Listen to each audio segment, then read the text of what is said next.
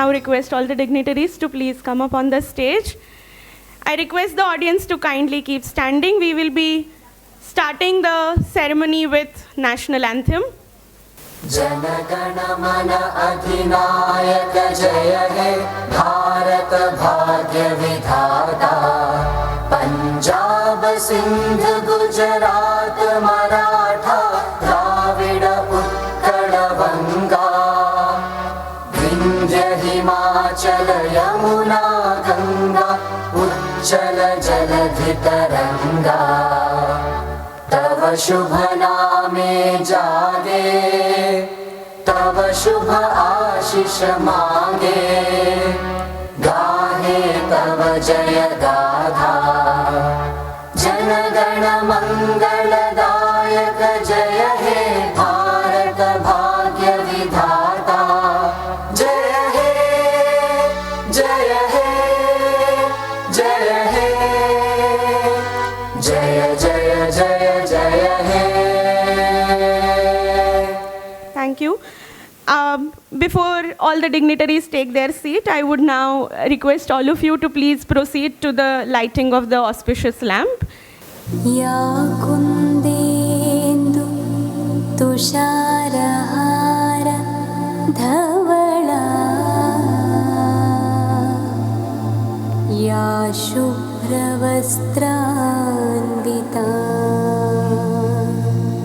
या वीणां वरदण्डमण्डितकरा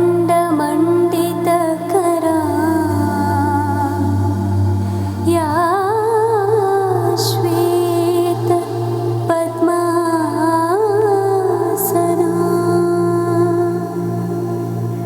या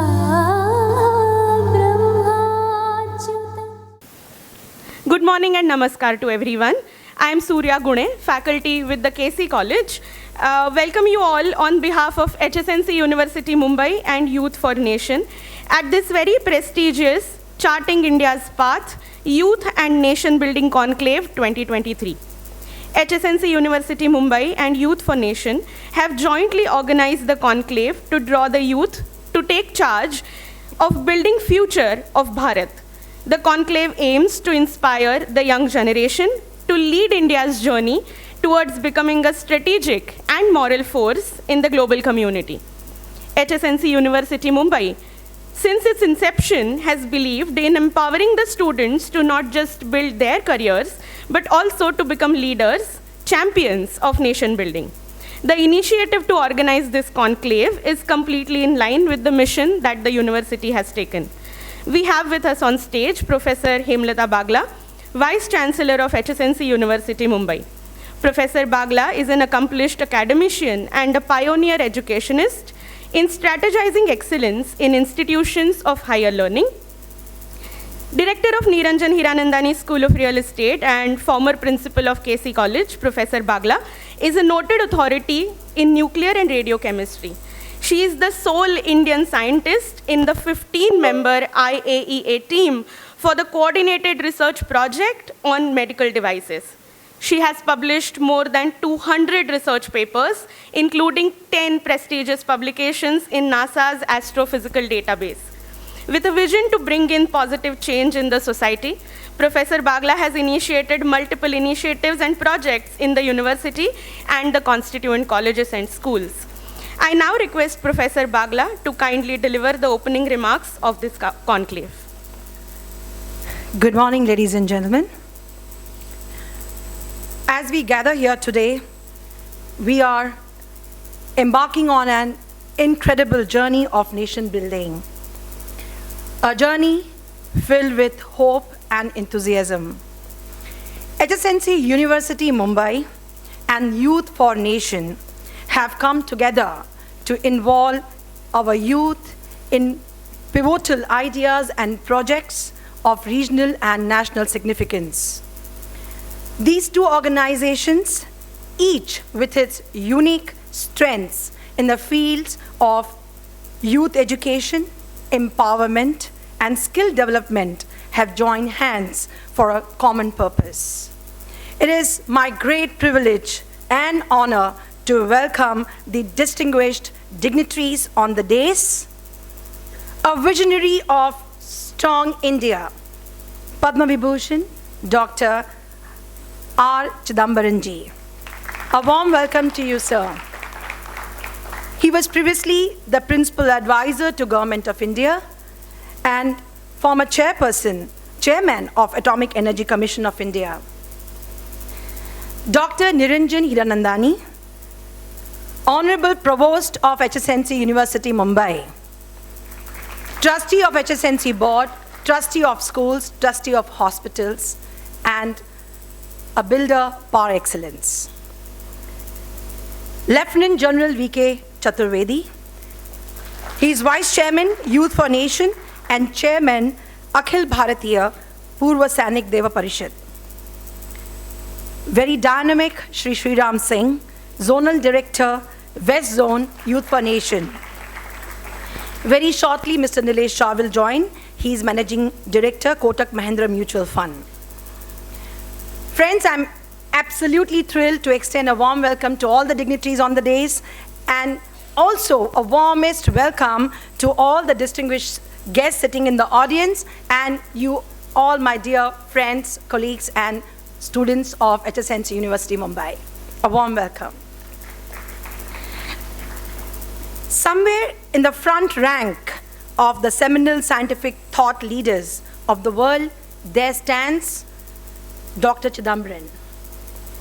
In the diverse realms of blue sky research, directed basic research, demonstration and deployment of technology offerings, formulation and implementation of policies and programs, strategic security initiatives, and nurturing scientific talent over a period of the past 6 decades, Dr. Chidambaran stands singular.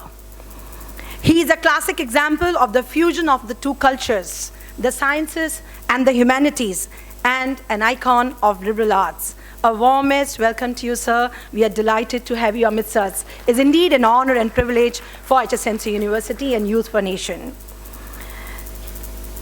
Dear students, I thank all of you for joining today at this Youth and Nation Building Conclave, a pivotal moment in the journey as a nation.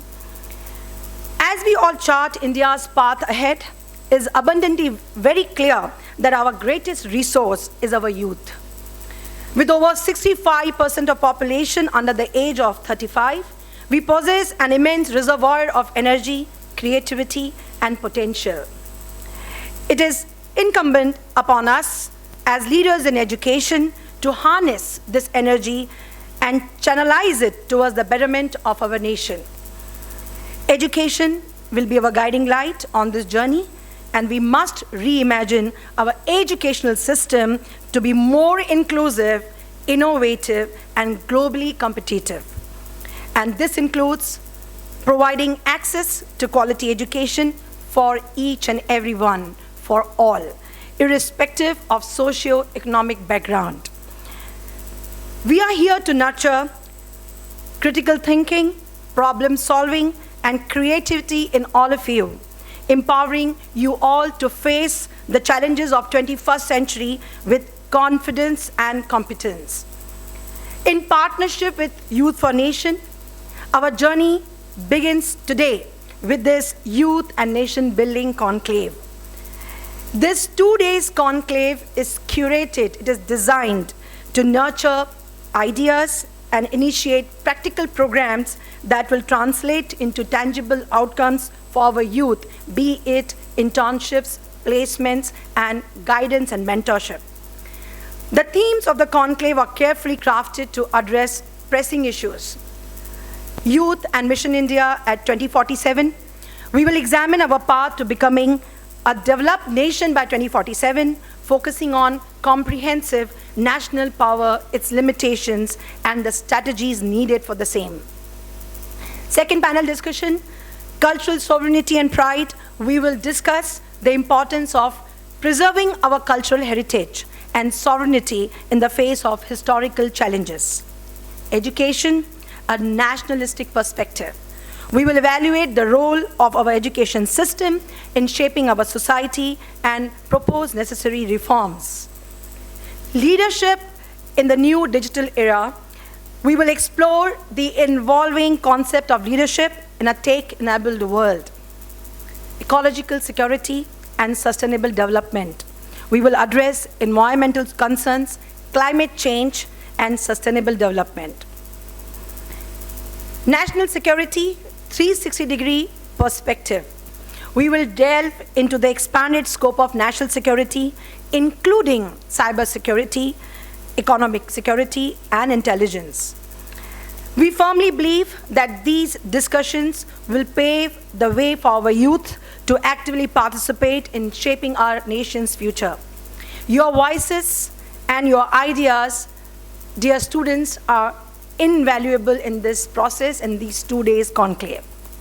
In conclusion, I would like to say, as we embark on this journey to chart India's path towards a brighter and resilient future, let us remember that it's the youth who will be the architects of our destiny. By investing in their education, empowering their voices, and fostering a culture of inclusivity, we can build a stronger, more prosperous India for generations to come. Together, we can achieve greatness, and I am committed to leading our educational institutions in this noble endeavor. Thank you all, and let us embark on this journey with hope, expectation, and determination. Jai Hind, Jai Maharashtra. Thank you so much, Professor Bagla, for setting the tone for the conclave that is going to happen on these 2 days. We would now like to felicitate all the dignitaries present here today to express our gratitude towards them. To start with, we would first like to felicitate Dr. R. Chidambaram, the chief guest of the ceremony. I would now request Vice Chancellor of HSNC University, Professor Hemlata Bagla, and Provost of HSNC University, Dr. Niranjan Hiranandani, to kindly do the honors.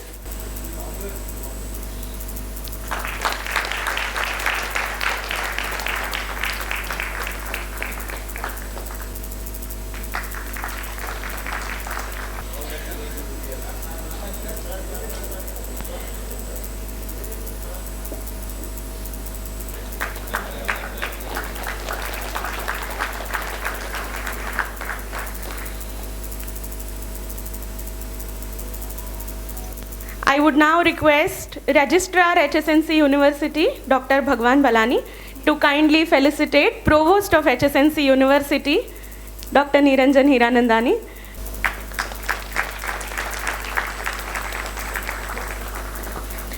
I would now request Principal of HR College, Dr. Pooja Ramchandani, to kindly come up on stage and felicitate Lieutenant General V.K. Chaturvedi, sir.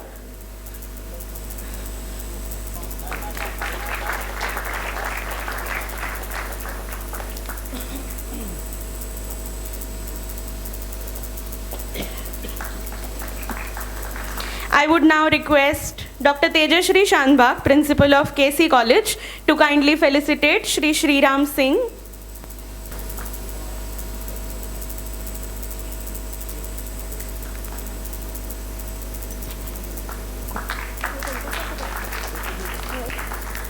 I would now request Director IQAC, Dr. Mule, to kindly come up on stage and felicitate Dr. Hemlata Bagla, our Vice Chancellor.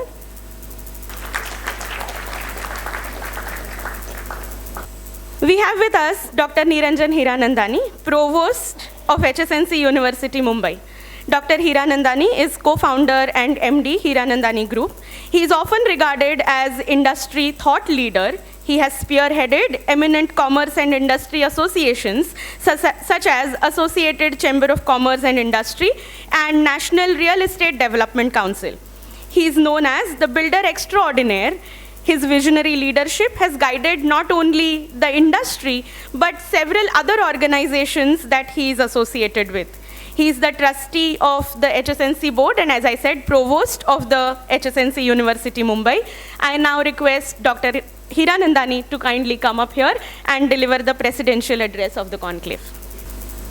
Extremely wonderful good morning to each and every one of you, because we all are the lucky ones here to have such eminent people in our dais and in the audience. So congratulations to the lucky ones who are here to participate in this conference. India has always been challenged, not today, but yesterday, when we had the British rule us and then we became independent. And then when we wanted to become a nuclear power like other countries of the world, the Western countries didn't want us to become a nuclear power.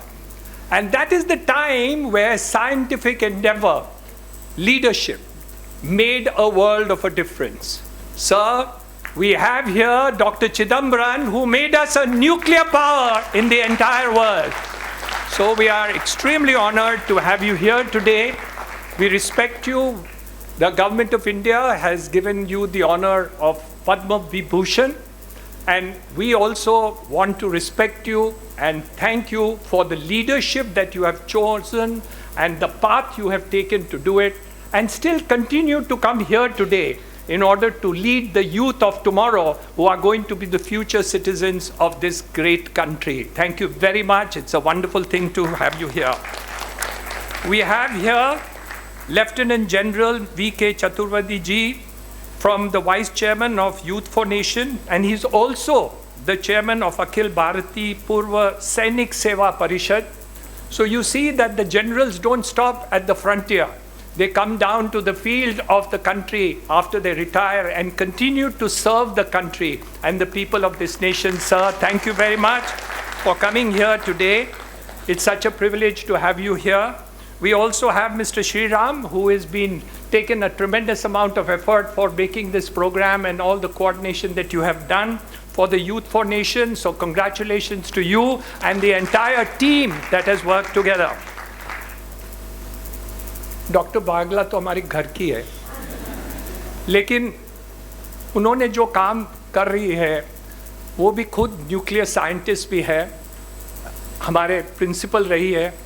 She is now the Vice Chancellor of HSNC University, and she is doing wonderful work and continues to represent India at international conferences of scientific endeavor. So I must congratulate you, Dr. Bagla, for the wonderful work that you've done. To all the scientists and the people who have come from Kerala, from North and other places, including Mumbai and other places, thank you very much, and all the participants who are here today. For the purposes of this conference, I think this is an extremely important conference, not only for the college, not only for the university, but the entire nation for the future that we are talking about. Why? The answer was partly given by our ex-president, Abdul Kalam. He said, "My message, especially to the young people, is to have the courage to think differently, courage to invent, to travel the unexplored path, courage to discover the impossible, and to conquer the problems and succeed." This is what President Kalam told us, and we continue in this endeavor to teach each and every one of our students. We have 45,000 students in our colleges in Mumbai itself, Dr. Chidambaran. That is the kind of position we have. We have 16,000 students in schools, and with your initiative, with your communication to us, I'm sure that the students will think differently about their innate capacity. Today, when you go to America, the people say that the brainy people have come from India. Brains India se aate hai, America se nahi aate. So all our scientific people who go to America, work in Microsoft, work in other companies of the Western world, work even in NASA, people who work in the scientific adventure, and the medical people who are there in America, the CEOs of various companies in America, they are also from India. But when we are in India, we think lower of ourselves. And that is why in conferences like this is important, for the purposes of making that difference in your mindset, that we can make the difference, we can become a nuclear state, we can make this country best. We are the fastest growing economy in the entire world. At 6% growth, we are better than the whole world. But We have problems. We had COVID, we had other problems, but we created the vaccine in our country. We even distributed them to the other countries of the world. So, but we have had our problems where we have not succeeded. India has still impoverished with a lot of things and problems that we have. I'll give you one example because I work in the field of real estate. Sir, we have 50% of my population in Mumbai living in slums. We shall eliminate all of them in a short period of time, and that is the kind of activity that we want to make a difference for our country. But failures we do have.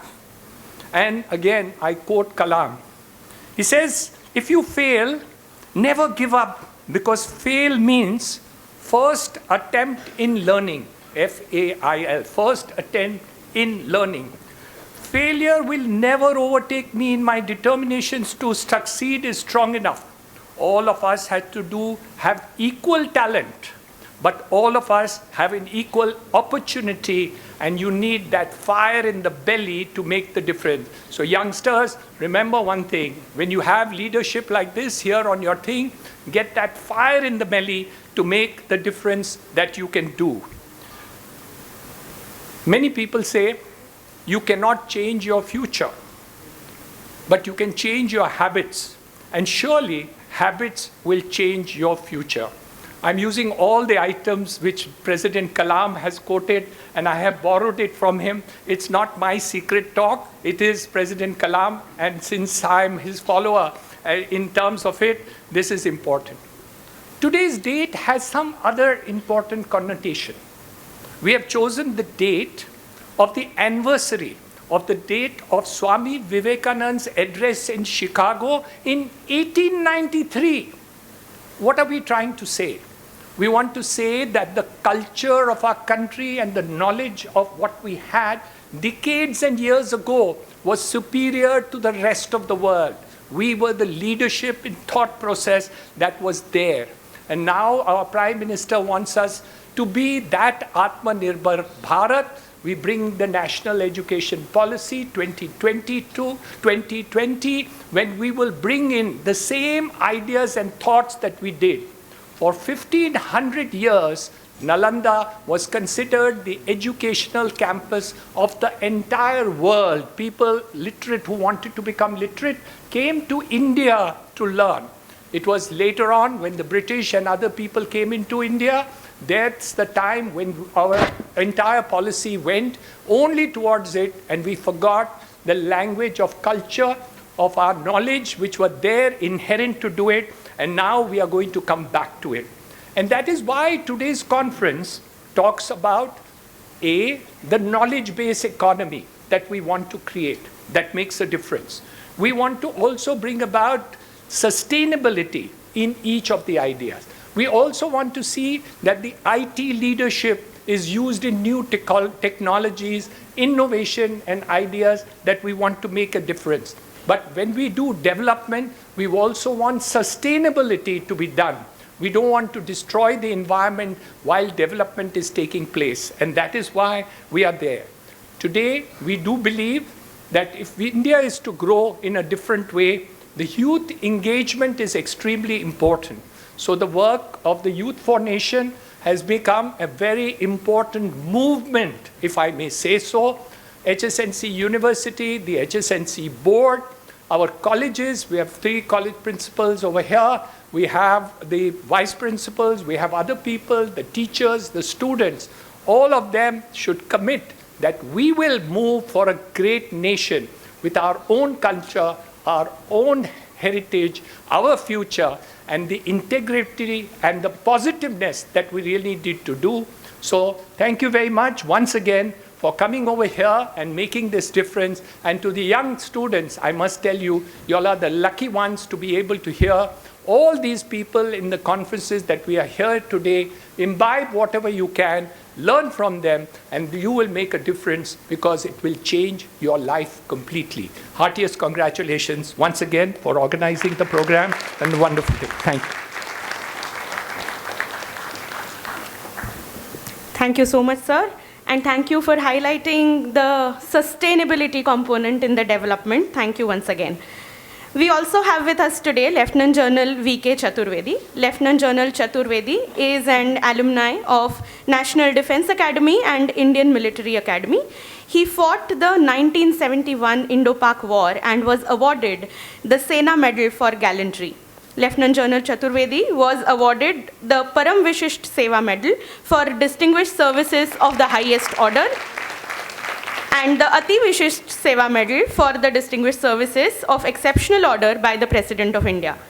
Post-retirement from the forces, he was the advisor defense banking with the State Bank of India. Presently, he is the consultant in defense matters and guest lecturer at premier institutions like Indian Institute of Science, Delhi University, South Asia Study Center, JNU, ARSP, and many other institutions. Currently, he is the national president of Akhil Bharatiya Purva Sainik Seva Parishad and also the vice chairperson of today's organizer, Youth for Nation. I would now like to invite Lieutenant General Chaturvedi to address the gathering and introduce us all to the Youth for Nation Forum. Dr. Chidambaram, the great scientist, and as Dr. Niranjan has just said, for making India a nuclear state. Dr. Niranjan Hiranandani, an icon of nation building. Professor Hemlata Bagle, the Honorable Vice Chancellor of this famous university. Mr. Shriram, our zonal president of Youth for Nation, Professor D.S. Chauhan, Professor Kashyap, distinguished gathering here, and most important, the kinetic minds, the sparkling eyes, my dear students sitting in front of me.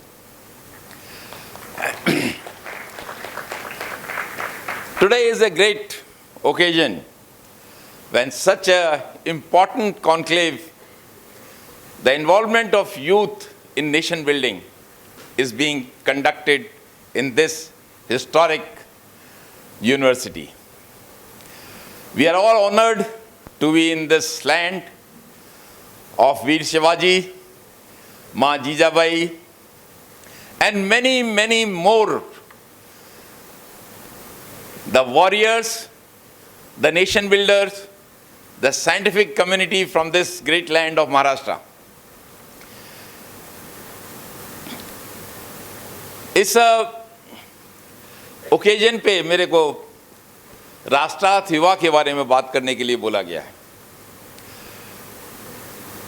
यह एक ऐसा organisation है जो एक बहुत ही Nobel M के साथ 2013 में शुरुआत हुई और इसके प्रणेता जो थे professor G S. Murthy, he is now 83, but look at the jazba in that man. A nuclear chemistry के प्रोफेसर आंध्रा यूनिवर्सिटी के, लेकिन राष्ट्र के प्रति जो उनका कमिटमेंट था, प्रतिबद्धता थी, कटिबद्धता थी, वो अतुलनीय है, अनुकरणीय है। He started it along with Lieutenant General Niranjan Malik and Brigadier R.B. Sharma. The aim of this Rashtrayat Yuva is basically to reach out to our youth. You all know, my dear children, that India और भारत एक युवा राष्ट्र है। आज के दिन भारत की 65% जो पॉपुलेशन है 35 इयर्स की एज से कम की है। And this situation is going to remain for the next 25 years, which our Honorable Pradhan Mantri has called the Amrit Kal. So these are very crucial years when our youth will play a very major role in taking India to the pinnacle of glory. And this is what is the total aim of this Yuva for Nation, Rashtrath Yuva. We started reaching out to the colleges, we started reaching out to the other organizations like Lions, Rotary, where the youth plays a very important role. Our aim is to reach out to at least 20 lakhs youth of the country by next year. We have a long way to go. We have achieved about 3.5 lakhs as on date. And you all have contributed in a big way. And today we are totally elated to be here and join you in this great conclave and be part of it. Bharat ज्ञानवीरों का देश है, भारत दानवीरों का देश है, भारत शूरवीरों का देश है. This is what it's all about. And these are the three very, very major criterias for any nation. And that's how India was the golden bird, सोने की चिड़िया थी. In the last 800 years of the Mughal rule and about 200 years of the British rule, we were brought down. Our self-confidence was put in the total nadir, and therefore India lost that pride in itself. But today I am so happy the way we started our function today, the event, in true national spirit with our sanskar and our paramparaon. ये एक गर्व की बात है. हम सब यहाँ पे गौरवान्वित हैं जिस तरह से ये प्रोग्राम शुरुआत की गई. और you would have noticed, even in China today where the Asiad are being played, what confidence our sportsmen are showing. अभिमान नहीं है, स्वाभिमान है उनमें. कल जो पारुल ने किया, हमारी पारुल चौधरी ने, in that 5,000 meters race where she was fourth till the last lap, and what we showed in the last 200 meters, it's outstanding. It's a true Indian character that we will not let our country down. We will try, we will produce the best. हम यश और कीर्ति के शिखर पे भारत को ले जाएंगे.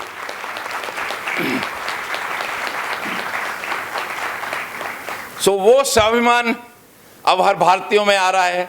Today you go to England, Europe, you go to America, you go to Japan, Australia, anywhere. In everything where the knowledge and wisdom is required, our Indians are at the top. From Sushrat, Bhaskaracharya, Aryabhatta, Varamir, Kautilya, Vedvyas, Valmiki, Tulsidas, and then later J.C. Bose, C.V. Raman, Rabindranath Tagore, our Dr. Chidambaram, Dr. Kalam, and today Sundar Pichai, Satya Nadella, Parag Agrawal, Ajay Banga. Everywhere you see, they are heading the top most companies of the world where knowledge and wisdom is required. So that is India. वो हमारा भारत है, वो हमारी भारत की शक्ति है. भारत दानवीरों का देश है. दानवीर दधीच, महाराजा हरिश्चंद्र, दानवीर कर्ण, सती सावित्री, एकलव्य. और आज के दिन you just give a call कि somebody is in need and there is a program to build Bharat. दानवीरों की कमी नहीं होती किसी भी प्रोजेक्ट में. I am sure Dr. Hiranandani will vouch for it that where there is a clear case of nation building, India has never lacked in funds. दान देने वालों की कमी नहीं है. In 1971 war, we were not as prosperous as today. We were a poor country. In fact, in food security, we were lacking. I remember that those days, I was in Sainik school, 1965-64. when we had to import the wheat, and what America gave us was PL 480, the rotten wheat, and we ate. That was, and look at today we import the same food. We have so much of security in food, energy, everywhere we are sufficient. It's our Indians who have done it. Dr. Swaminathan, who just passed away, he was the main architect of that agricultural revolution in the country. So this is the strength, and all of you have that. What Dr. Hiranandani just said, failures are a stepping stone for success. सफलता की जो असफलता सफलता की सीढ़ी है, ये always don't get disheartened ever. Continue to work. Willpower, perseverance and determination will take you to whatever you want, you will always achieve. Bharat शूरवीरों की धरती है.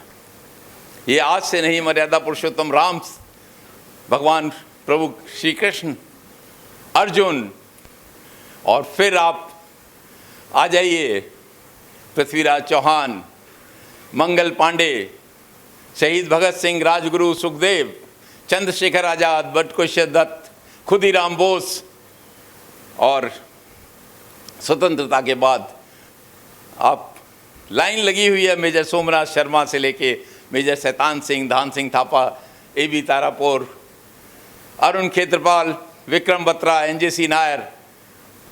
भारत पे सर्वोच्च बलिदान करने वालों की कमी नहीं है. आपकी जवान थक जाएगी उनका नाम लेते लेते. That is Bharat.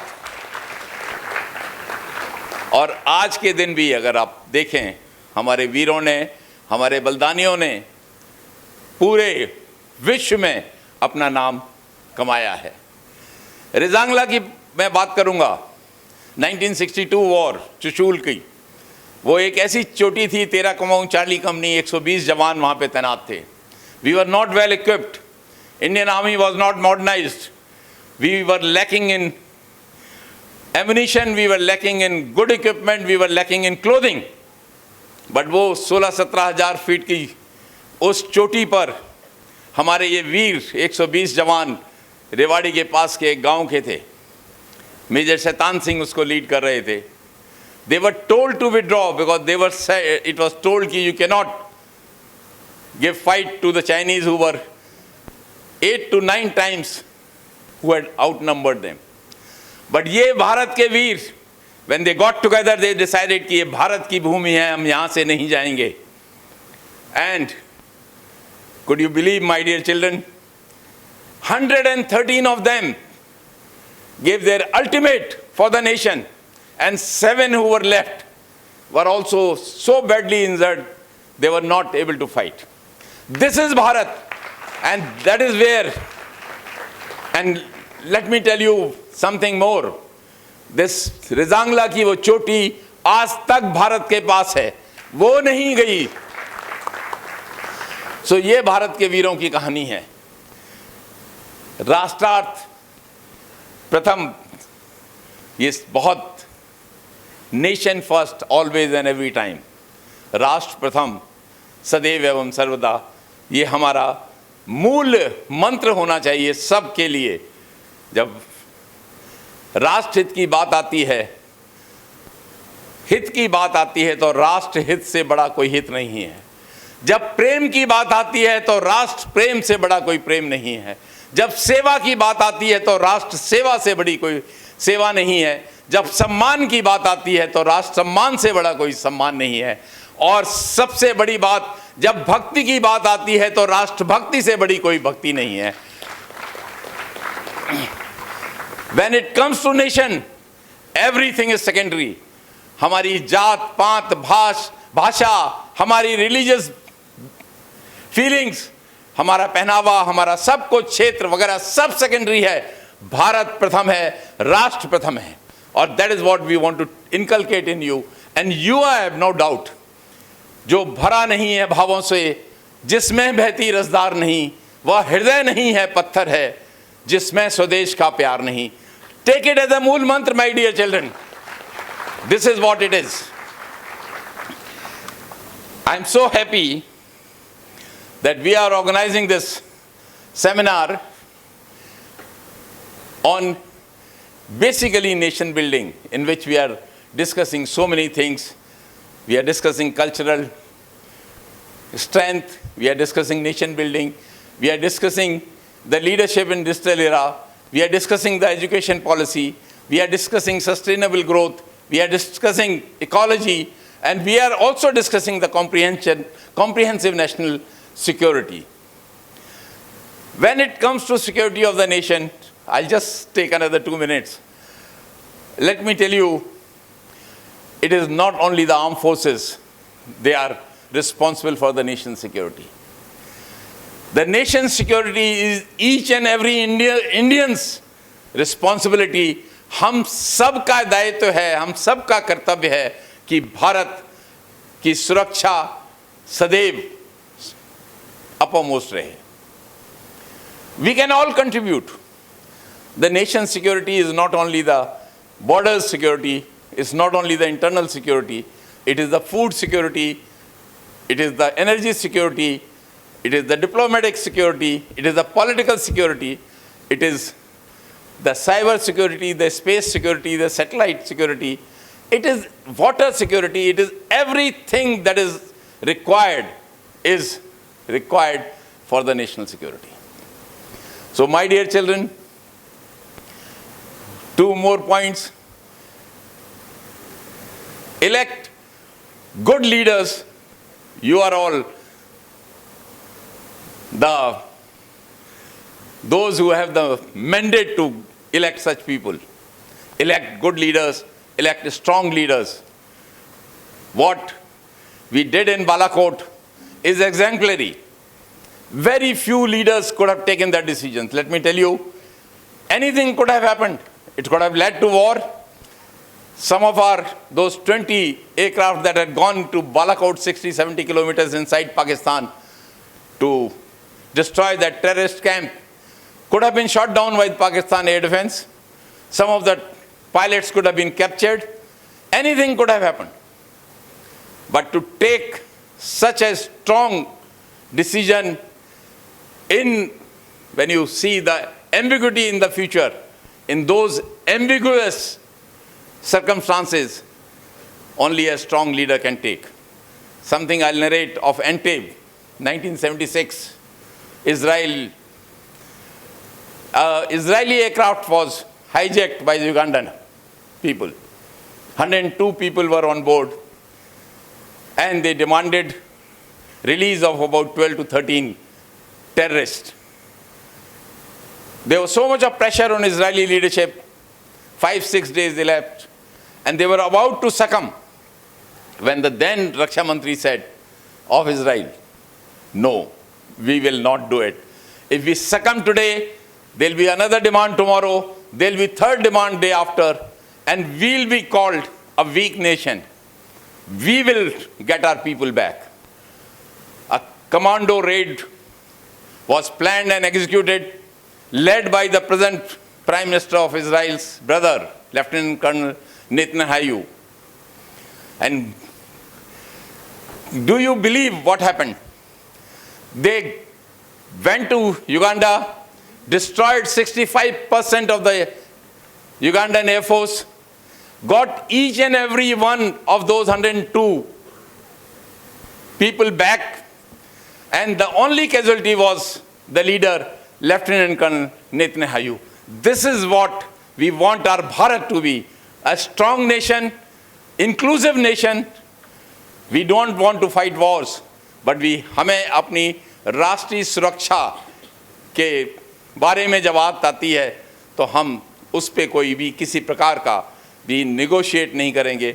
हम उस पे कोई ये नहीं कि इसको हम इधर दे देंगे उधर. जब राष्ट्रीय सुरक्षा की बात आती है तो हमारा भारत uppermost है. So this is what we need to do. Stable government. My dear children, they are the best. We suffered a lot. For almost 30 years we have been left behind. We would have achieved much more than what we are today if we had stable governments in the country. So elect, make up your mind, whichever party you want to vote for, but make up your mind to get a stable government in the country. Stability is the real, true meaning for prosperity, for development. And kindly ensure that that happens. And in the end, I only wish each one of you a very bright future. ईश्वर से प्रार्थना करता हूं कि आप सबको अच्छी शिक्षा दे और शिक्षा ग्रहण करने के बाद आप सब अच्छे नागरिक बने, अच्छे प्रोफेसर्स बने, अच्छे टीचर्स बने, अच्छे वैज्ञानिक बने, अच्छे इंजीनियर्स बने, अच्छे प्रशासनिक अधिकारी बने, अच्छे फौज के अधिकारी बने. Wish you all the very best. It is extremely a great pleasure for me today to be here with you all. I will relish these moments with you all and wish you an excellent future. My heartfelt thanks to Dr. Hiranandani and Dr. Hemlata Bagle, who have given us this opportunity to be here amongst you today. Jai Hind, Jai Bharat. Thank you so much, Lieutenant General V.K. Chaturvedi ji, for highlighting the Indian spirit that we are going to discuss in these 2 days conclave. We have with us Mr. Nilesh Shah, our keynote speaker of the day, Managing Director, Kotak Mahindra Mutual Fund. I request Honorable Vice Chancellor, Professor Hemlata Bagla, to kindly felicitate Mr. Shah.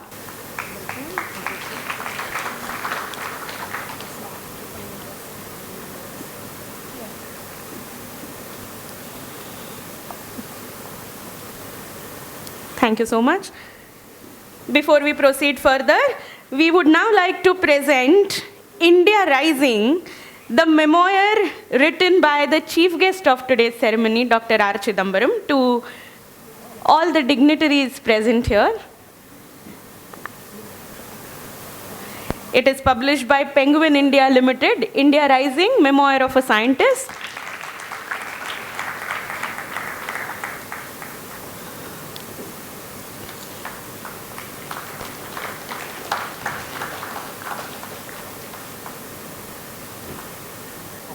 Thank you so much. Chief guest of the ceremony today is Padma Vibhushan Dr. R. Chidambaram. Dr. Chidambaram was the director of the Bhabha Atomic Research Center, chairman Atomic Energy Commission, the principal scientific advisor to the Government of India, and the chairman of Scientific Advisory Committee to the Cabinet. Dr. Chidambaram has made significant contribution to many aspects of India's nuclear technology. He was the chairman of the Board of Governors of the International Atomic Energy Agency. He has been chairman, Board of Governors of IIT Bombay, IIT Madras, IIT Jodhpur, and IIT Delhi, and also the member of Space Commission. Dr. Chidambaram is a fellow of all the major science academies in India. He has received many awards and honors. Notable among them are the C.V. Raman Birth Centenary Award of the Indian Science Congress Association, the Distinguished Material Scientist of the Year Award of the Materials Research Society of India, Homi Bhabha Lifetime Achievement Award of the Indian Nuclear Society, the Lifetime Achievement Award of the Indian National Academy of Engineering, the C.V. Raman Medal of the Indian National Science Academy. Dr. Chidambaram was awarded Padma Vibhushan, the second highest civilian award in India in 1999. As the principal scientific advisor to the Government of India, Dr. Chidambaram took very important initiatives, including setting up of the core advisory group for R&D in various technology sectors, the creation of Rural Technology Action Group centered in 7 IITs, the establishment of Society for Electronic Transactions and Security, helping nucleate the Centers for Excellence in Nanoelectronics and the National Knowledge Network, initiating the R&D program on the design of advanced ultra-supercritical thermal plant through a consortium of IGCAR, BHEL, and NTPC. We have with us today such a distinguished, notable chief guest, Dr. R. Chidambaram. I would now like to request Dr. Chidambaram to kindly deliver the inaugural address of the conclave. I request all the members of the audience to please welcome Dr. R. Chidambaram with a huge round of applause.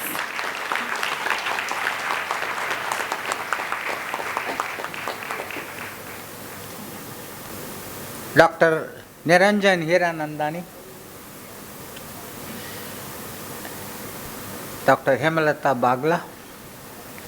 She is part of the DAE clan actually. She is a radiochemist. General V.K. Chaturvedi, distinguished guests and my youth friends.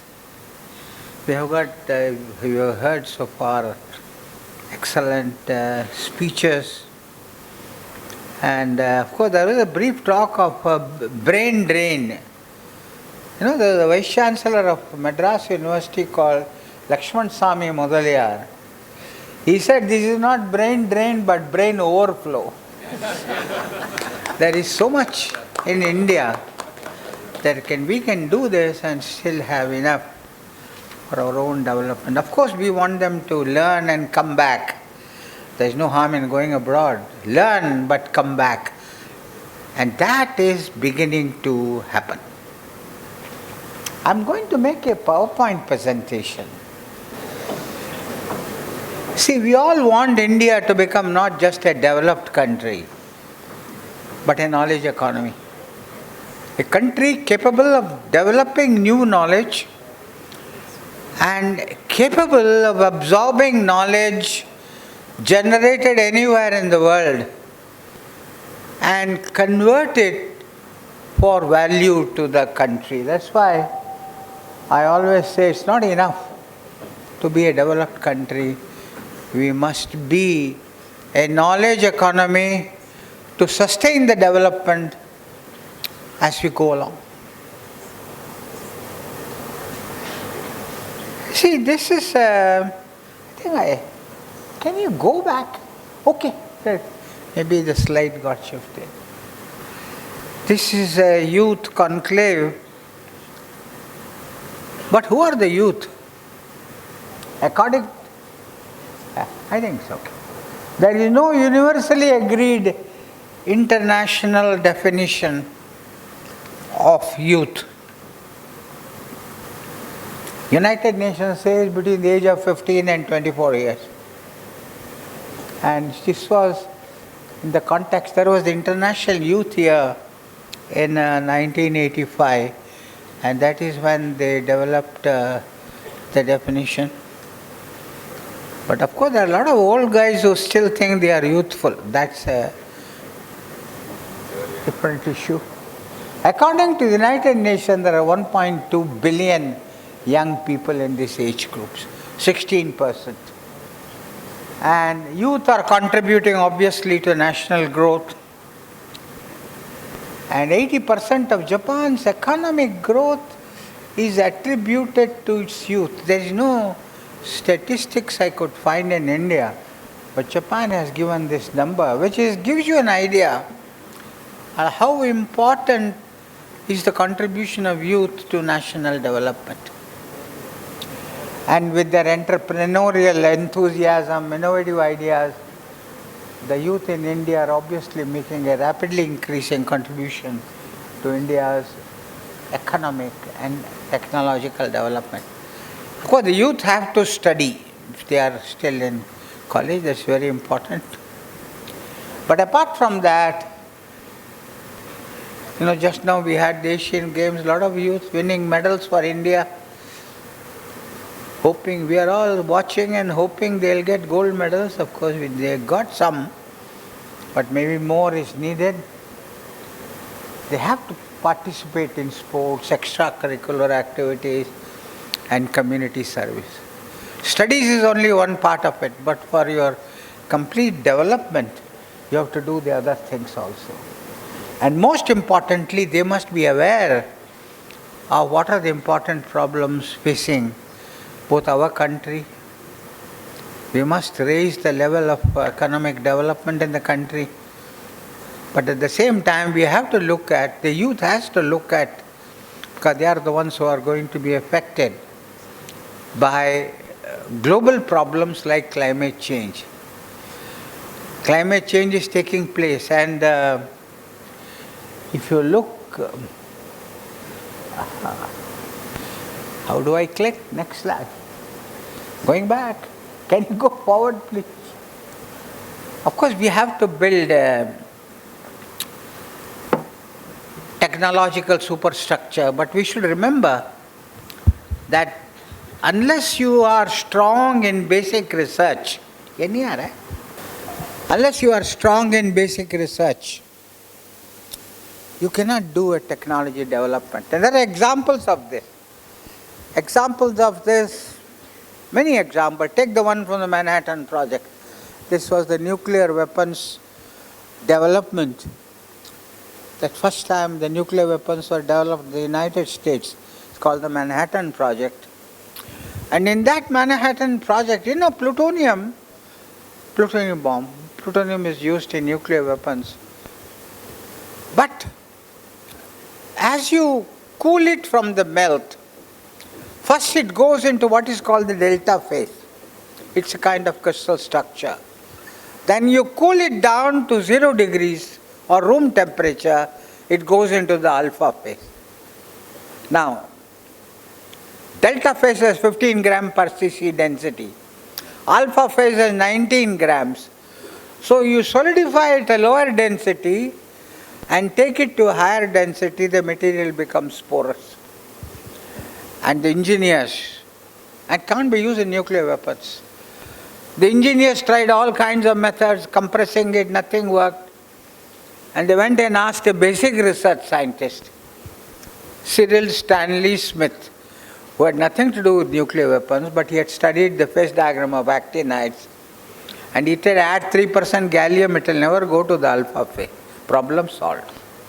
That is why, and there are many more examples, when you do technology development of high technology, you must be surrounded by or have access to people who are basic research scientists, though they may not be interested in the project. India celebrates 4 days. 4 important days. Science Day, the day Raman effect, the discovery of Raman effect was announced. Mathematics Day, the birthday of the genius, mathematical genius Srinivasa Ramanujan. Engineers Day, the birthday of Mokshagundam Vishwesvaraya, probably the greatest engineer. He was a civil engineer India has produced. And Technology Day, the first day, May 11th, of the 1998 nuclear tests. When Raman was awarded the Nobel Prize, of course I've seen Raman when I was a student in the Indian Institute of Science. Raman already had his institute, Raman Institute. He was a very proud man. And I've never seen him moved or getting temperamental and all that. When he got the Nobel Prize, then he looked up and saw that he was sitting under the Union Jack flag, the British flag. And his biographer writes, that's the only time Raman broke down and he thought, my poor country, remember it was 1928, does not even have a flag of its own. Given by Dr. Subodh Mohanty in the Vigyan Prasar Science Portal. Today, 76 years after independence, you youth guys, you have no excuse like that. We have been independent.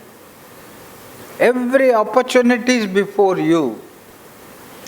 And the time has to deliver, make this country, great country, not just a developed country, or really restore to itself the greatness that it had in the past.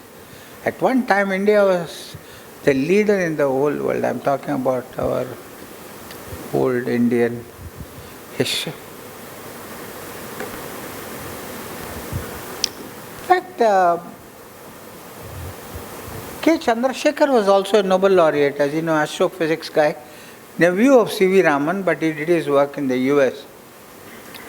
White dwarfs and all that. And his biographer was Kameshwar Wali. And Kameshwar Wali asked Chandrasekhar, how is it that in those days India produced such great scientists like C.V. Raman, Satyendranath Bose. I don't know how many of you might have heard of J.C. Bose. Have you heard of S.N. Bose? Many of you have heard of S.N. Bose. See, there are two kinds of fundamental particles. If it is spin half, it's called a fermion, named after Enrico Fermi. If it is spin zero or integral spin, it's called a boson. And boson is named after Satyendranath Bose. That is a kind of, there is statistics of fundamental particles which is known by the name of Bose-Einstein statistics. So we have had great scientists in the past, and remember they were doing it when you were still under English, British. And Sommerfeld, who is also a Nobel laureate German, quantum mechanics, his name is very much associated. And he's commented on C.V. Raman that after discovery of Raman effect, he says India had suddenly emerged in competitive research as an equal partner with her European and American sisters. And today, we must make India not only a developed country, but a knowledge economy. Bhabha, at a time, as founder of the Atomic Energy Program, at a time when we were not even making bicycles of indigenous design, here was a man who thought of making nuclear reactors of indigenous design. Actually, he was not even an experimental physicist, he was a theoretical physicist, but he set up the Department of Atomic Energy. Around high energy, there is something known as Bhabha scattering of fundamental particles, electron-positron scattering. And he was recognized very early, in 1955, because he was so famous, and he had made India also famous. He was made the president of the first Geneva Conference on the peaceful uses of atomic energy. And he was also a founder member of the International Atomic Energy Agency in Vienna. In fact, most of the UN agencies are in Geneva. But International Atomic Energy Agency is in Vienna. And that is because Bhabha was interested in opera music. And he, as a founder member, he made sure that it was put in Vienna. I was chairman of the board of governors of the IAEA, I remember. There is a boardroom and there are 3 doors outside. One, just outside the door, there was a bust of Otto Hahn, the discoverer of nuclear fission. And outside another door, there was a bust of Kurchatov, famous Russian nuclear scientist.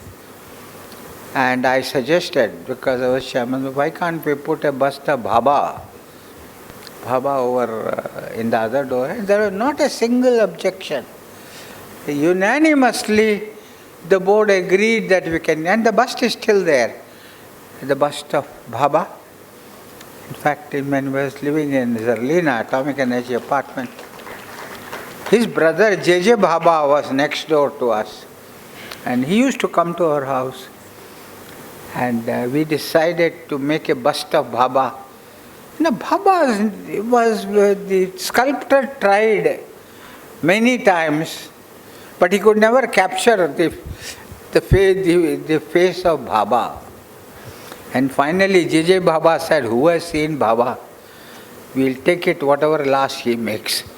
It is the name that is more important than whether his nose is correctly shaped or his cheek is correctly shaped and all that. And that bust is still outside the boardroom of the International Atomic Energy Agency. Theoretical high energy physics. Unfortunately, We lost him in an air crash in 1966.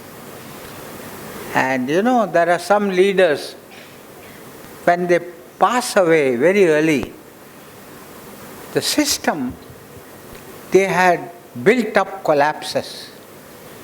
But Baba had built such a leadership swarm around him.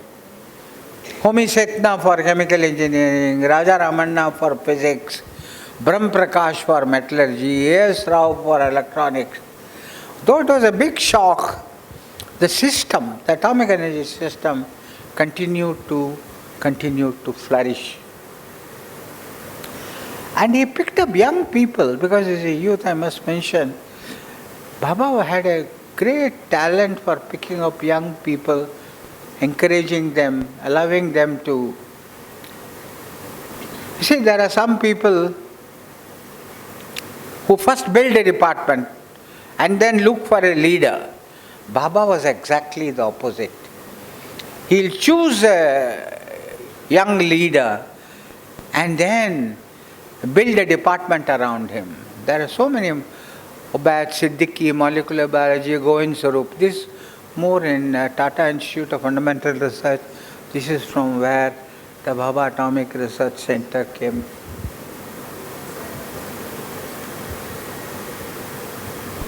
Then of course we have got mentioned about Satyendranath Bose.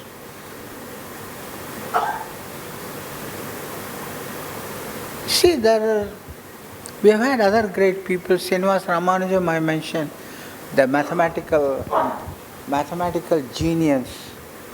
And this is from Hebrew University, Professor Yeshakal Dror. And remember, Ramanujan passed away at the age of 32. Most of his great contributions, like Adi Shankara, by 32 he was no more. And no enhancement of human intelligence opens a door to becoming a Ramanujan, and no algorithm is likely to produce robots with the abilities of Ramanujan. See, now when we talk of artificial intelligence, and robotics is a part of artificial intelligence, there's a lot of talk on robots. And this man from Hebrew University says, whatever you do can't match the abilities of Ramanujan. There are other famous scientists who have had their education in India, but then they became famous abroad. And to our youth, I say, you go abroad, but come back, learn. Do your PhD there. Maybe spend a couple of years of postdoc. But India wants you here to develop. And I've seen a lot of Indians in the US. When they are 30s, they are very happy. The problem comes when they reach 40. Suddenly there's some kind of problem. They begin to think, maybe I should have gone back to India because I have got children, teenage children. What is this? They are behaving like American children. And all those doubts begin. Too late to come back to India. 40, you have reached a reasonable position. I'm talking about academics. In the academic system, to find an equal place at that age. So my advice is, don't wait till 40. Go when you are in your early 20s. Come back in your late 20s and then develop this country. And you learn whatever you want to learn before that. 2 years, PhD and 2 years is more than enough. I spent only 1 year abroad. That's all. I didn't want to go abroad after PhD. When I did my PhD in Indian Institute of Science, most of the people went abroad. I joined back, and only after many years, I went for 1 year to learn about lab automation. That is the time when computer-controlled instruments were coming into being in those days. And then we had already Electronics Corporation of India building computers in India. And I learned at Oak Ridge National Lab, and we built our own computer-controlled diffractometer. Of course, there are other scientists. Well, if you want to go abroad, I can't fight with you. Many of them have won Nobel Prizes. Chandrasekhar, one of the greatest astrophysicists, Hargovind Khurana, Nobel Prize for uncovering the genetic code. More recently, Venki Ramakrishnan, and for solving the structure of the ribosome. X-ray crystallography, as they make it more and more complicated structures, it becomes very, very difficult. And the ribosome structure, RNA, DNA, all those things. And Venki Ramakrishnan was the person who solved this structure.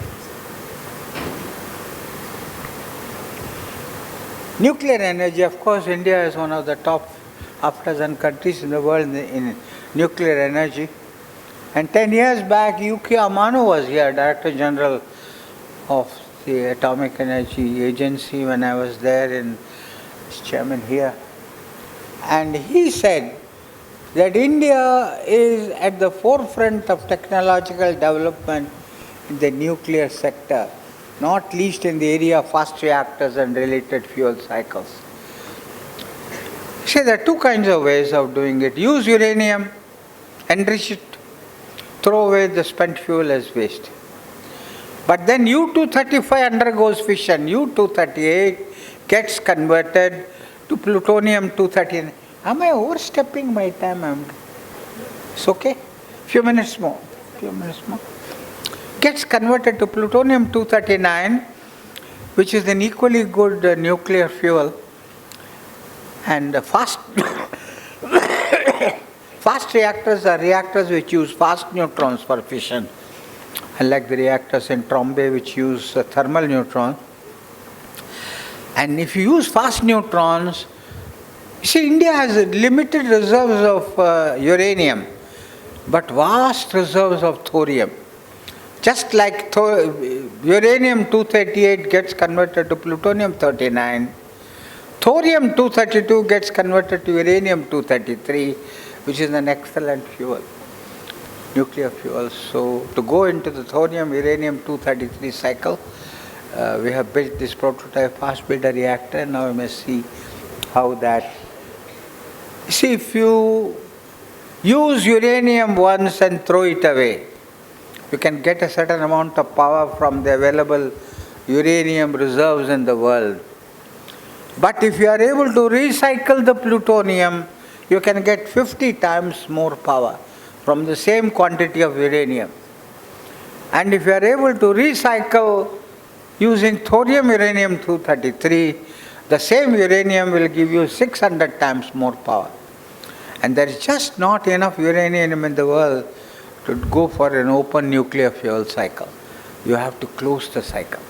Closing it means you have to take the plutonium and put it back into a reactor. Once in Hyderabad, I was giving a talk and talking of the closed nuclear fuel cycle. One of the leading newspapers' headlines said, Chidambaram wants to close the nuclear program. Inside the article was correct. You know, the newspapers, the article is written by the correspondent. The headline is given by the editor. Article was perfect. But I think the editor didn't understand what was inside. So this Chidambaram wants to close down the nuclear. Of course, safety and reliability go together. And whether it's a car or a nuclear reactor, if your car runs without any trouble, most clutch doesn't give trouble, brake doesn't give trouble, most probably you will be a very safe car to drive. Same thing with the reactor. If it doesn't give any problems, it is likely to be a very safe. Safety levels are high. That's why I have said safety and reliability go together. And Indian reactors have worked very well. The Nuclear Power Corporation of India runs these reactors. This is Dr. A.K. Mohanty, who is the chairman of the Atomic Energy Commission. He said it in September in the IAEA General Conference. Some of the units have operated continuously for more than 665 days, not even shut down for maintenance on 42 occasions, and more than 700 days on five occasions. This is almost a world record as far as safe and reliable operation of nuclear reactors is concerned. And this is how it looks like. We take care of the environment. For every tree that we cut, of course, unfortunately, you have to cut trees for building anything. We plant 10 trees of the same genus. That's why this is our Kaiga reactor in Karnataka. Look how green the surroundings are. There is a term called anti-fragile. Some of you might, this is a word coined by Nassim Nicholas Taleb. He wrote the book Black Swan. Many of you might have read the book. It was a famous book. Black Swan is an unexpected event with serious consequences. He's the same guy who coined the phrase anti-fragile. Fragile are things which break down under stress. Robust are things which withstand stress. Anti-fragile are things that get stronger under stress, like antibiotic-resistant bacteria. And I have always said, Indian program is anti-fragile. The most those guys tried to apply technology controls on us, the stronger we became. Now, of course, the stronger you become, the technology controls go away by themselves.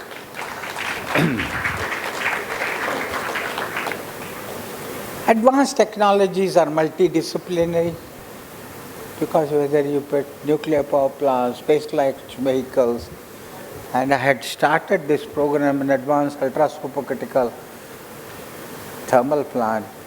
And the world over, giant science and technology projects involve several countries. We want a Large Hadron Collider. See, when a neutron enters a uranium-235, it breaks up, fission. Add the masses of the particles which have resulted, and add the masses of the particles you started with, there is a mass deficit. And that gets converted to the famous Einstein equation, E is equal to mc squared. And that's how you get nuclear energy. Same thing the other way around. If energy is gone, particles have to be produced. And that's how they do high energy physics.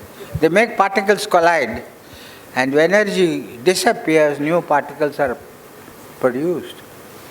And the higher the energy of the colliding particles, the higher the masses of the new particles they produce. So they have to go to several tera electron volt hadrons, protons are hadrons. They had to collide to produce this unknown particle Higgs boson in this, and that is how this giant, and this kind of tera electron volt or any other ITER, for instance, International Thermonuclear Experimental Reactor Project, no single country can afford to build. And these are all international, and India is in all of them contributing. For example, the ITER, the cryostat was given by India. It is the biggest cryostat ever built in the world. 30 meters in diameter, unbelievable, and 30 meters in height. Partly liquid nitrogen, partly liquid helium, built by L&T in Hazira. And that has gone, that is where the ITER has been put.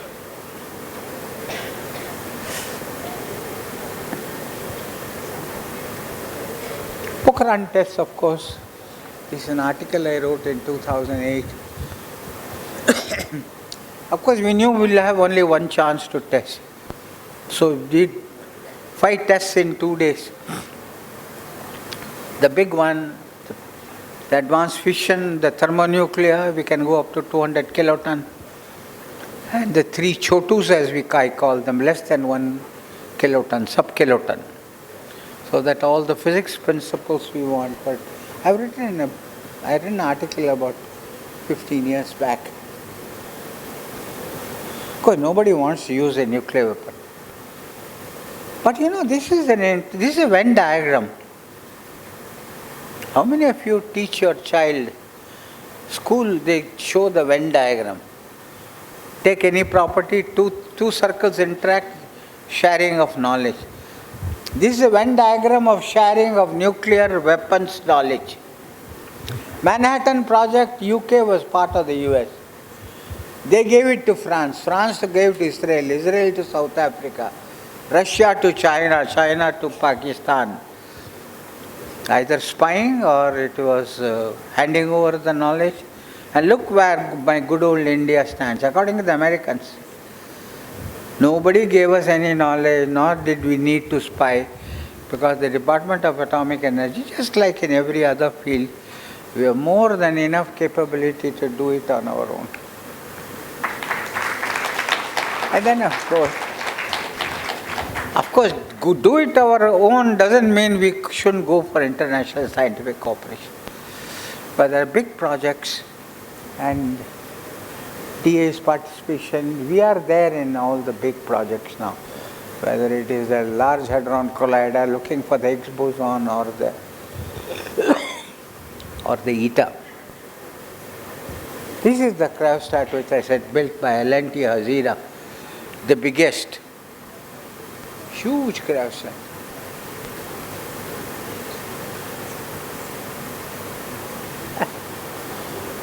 Click, click, click, click. I got it. And then, of course, we have to be in every field. We had started the centers for nanoelectronics in 2 places. You know what happened? Arun Shauri was the minister when I was the PSA, and I was giving a talk. And I said there that I missed the micro. It was a meeting called by the Department of Electronics. And I said, we missed the microelectronics revolution. We shouldn't miss the nanoelectronics revolution. And Arun Shauri was more like us, scientific. So he said, I'll talk to you. Then he called me. Then when his talk itself, he said, Chidambaram says we shouldn't miss the nanoelectronics revolution. But he is the principal scientific advisor. What is he doing about it? Then I said, I'll meet you. I said, give me 150 crores. I'll set up 2 top nanoelectronic centers. And he gave me 150 crores. And we set up these 2 centers, Indian Institute of Science and IIT Bombay. Now, of course, this is a slightly old slide. Now more such labs have come up. We are one of the leaders in nanoelectronics. Then, of course, the National Knowledge Network. Connectivity. I don't know how many of you have read this Noah Harari's book. He wrote a first book, Homo Sapiens, and then a book called Homo Deus, Man and God. Brief History of Tomorrow. And he says, humans nowadays completely dominate the planet. Not because the individual human is far smarter and more nimble-fingered than the individual chimp or wolf, but because Homo sapiens is the only species on earth capable of cooperating flexibly in large numbers. And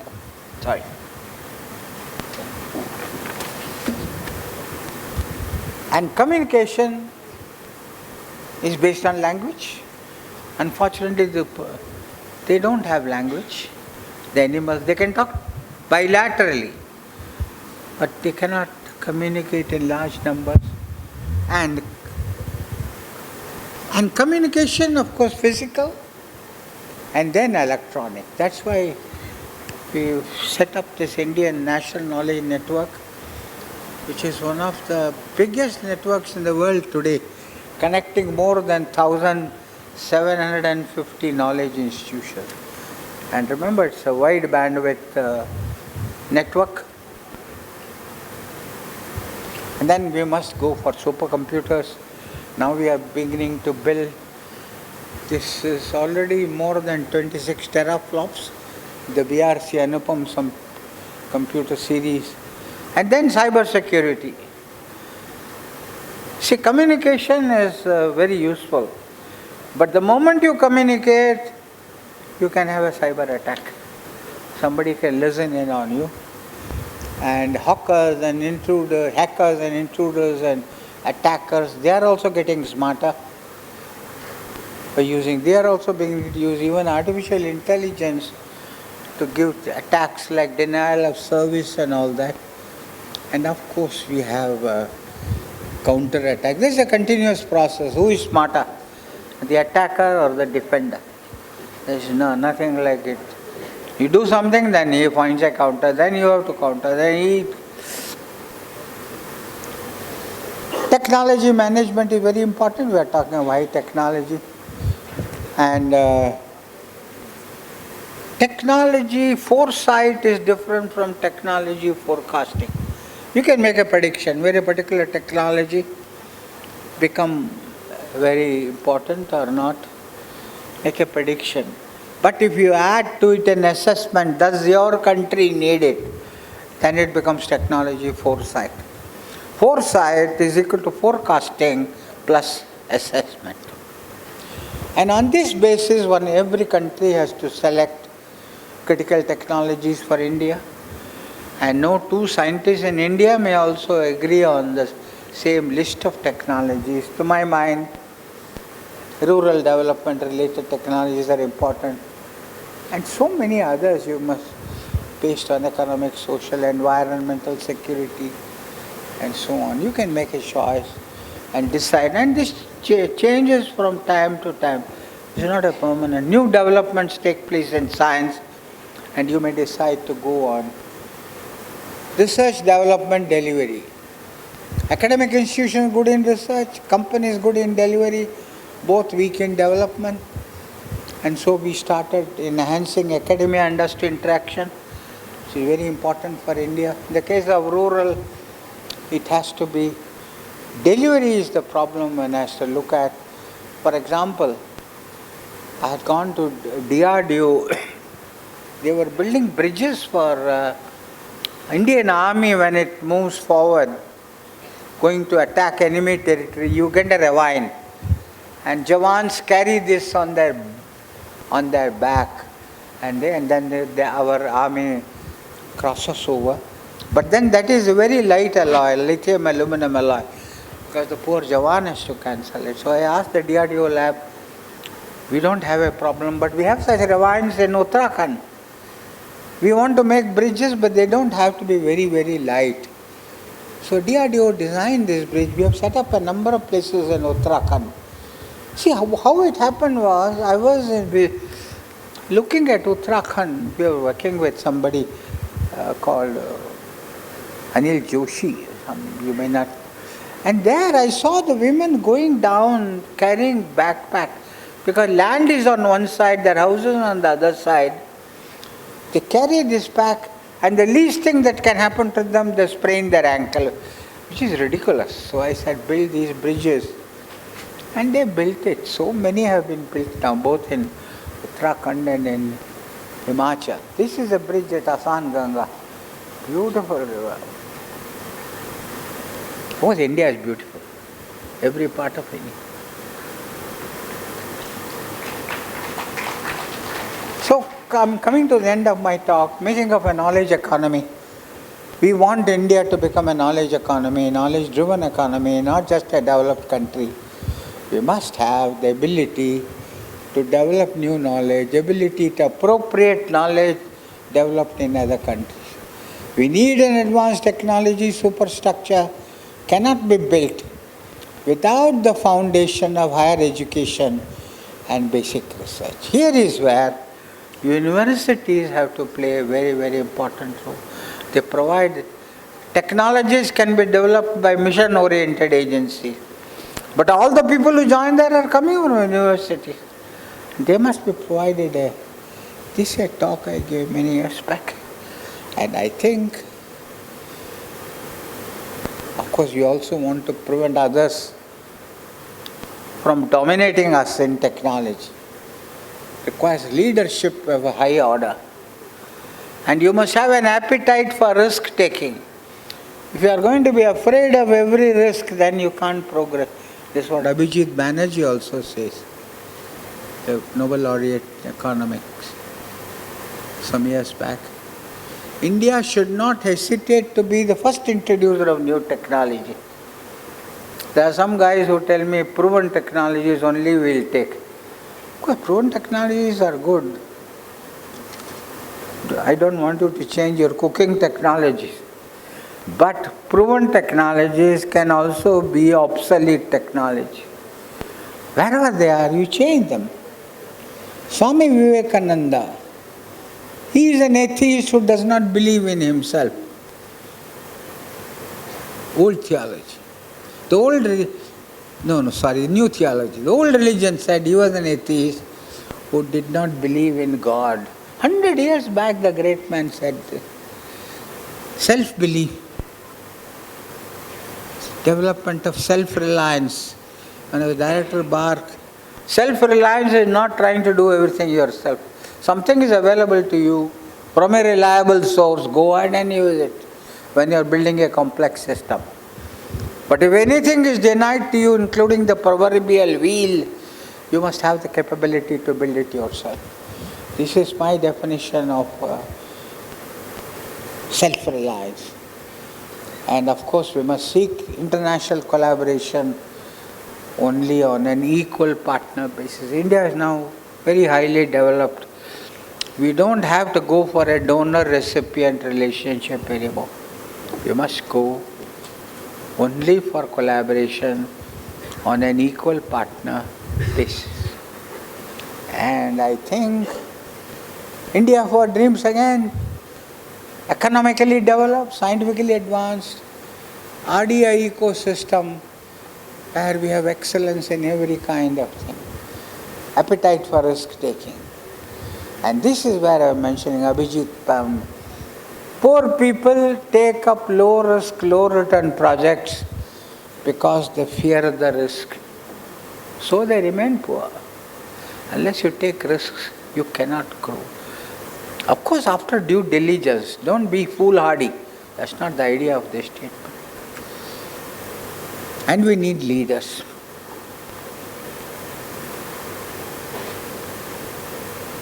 And finally, to be present in the frontiers of knowledge, we must have synergy among our various efforts.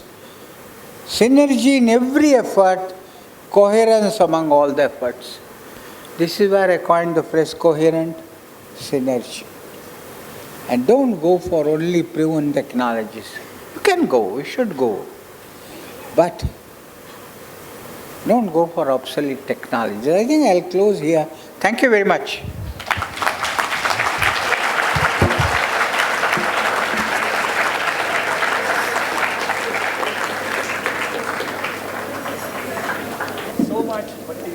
Thank you so much, Dr. R. Chidambaram.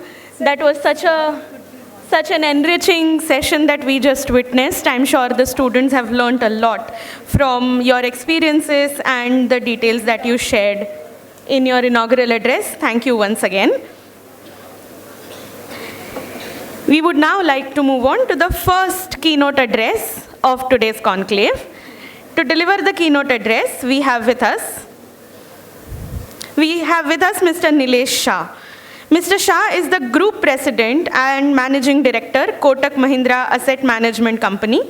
He led his team to the Best Fund House of the Year award at all the mutual funds where he has worked, including Kotak, ICICI Prudential, and Franklin Templeton Mutual Fund. Mr. Shah is a part-time member of the Economic Advisory Council to the Prime Minister of India. He is a part-time member of the Unique Identification Authority of India, UIDAI. He is a member of the Board of Association of Mutual Funds in India and a member of Corporate Bonds and Securitization Advisory Committee of SEBI. Mr. Shah is one of the most widely respected investment gurus and public intellectual. We are grateful to have him as the first keynote speaker of the conclave. I would now like to request Mr. Shah to address us on the topic India, a transformational journey. Thank you so much. Sir. Padma Vibhushan Sri Dr. Chidambaram, Lieutenant General V.K. Chaturvedi, Professor Hemlata, and my friend Sriram. I have two young daughters, and I don't think they ever listened to me. So when I was told that I have to speak to students, I really didn't know what to speak. I hope you will be better than my daughters in listening. Whatever you can speak about India, opposite is also true. If you want to portray India's poverty, there is Dharavi. And if you want to portray India's richness, there is Antila, which is 7 kilometers away. Antila and Dharavi both coexist in Mumbai. Since, as I already mentioned, I'm not very good at communicating with younger generation, I thought I'll run you past this presentation. And I had made this presentation a few months ago in Bangalore. An Honorable Finance Minister had to say after this presentation. Can we play the video? Good evening, Namaskar. Your Highness, Shri Yaduvir Krishnadatta Chamraja Padiyar, eminent CXOs and CFOs, the organizers, WMG, thank you for giving this opportunity to be here today. I understand you've had a very detailed talk on India, India's economy by Nilesh. After Nilesh's talk, as I was commenting to him, I'm not sure there's not much that anyone else can add. He's got a 360-degree view of the Indian economy, and therefore you did the right thing by having him here and getting his view. He's in the part of a panel of advisors to the Prime Minister and just the right person to give you a perspective. So मैंने सोचा कि जिस चीज़ ने finance minister को impress किया वो शायद आपके सामने भी चल जाएगी. This is the transformation of India. पहले people thought we were like elephant, slow moving. Now they think we are like tiger, ferocious and fast moving. Essentially, internationally लोग अब सोच रहे हैं कि हम गधे से घोड़े बन गए हैं. What are the changes which have happened in India? The first and the foremost change is inflation. The RBI has been mandated to manage inflation and government is managing supply side. The outcome, in 75 years of India's history, for the first time, in 18 out of last 22 months, our inflation is lower than American inflation. In our generation, there were movies like Kali Charan, जहाँ पे villain food की black marketing करता था. There were movies like रोटी कपड़ा और मकान, जहाँ पे हीरोइन गाना गाती थी, महंगाई मार गई. Now in your generation, you show me one movie where heroine is saying inflation is killing. I have made my point on inflation. In 1991, we had to pledge gold to raise foreign exchange loan. Thanks to our remittances, foreign direct investment and IT exports, we are now the 4th largest FX holder in the world.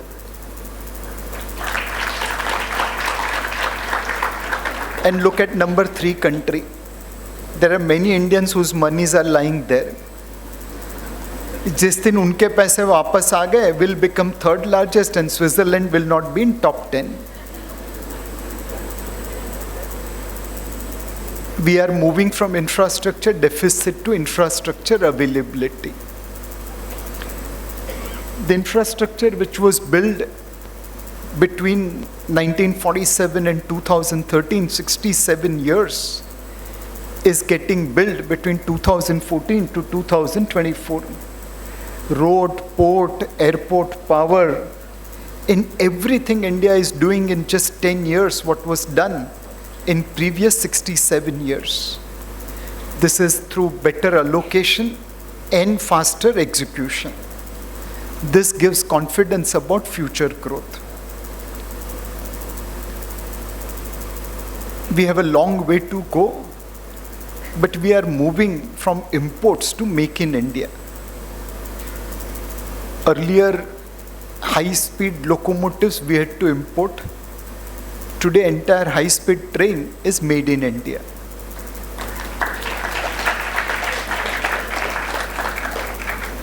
Our banking system is today robust.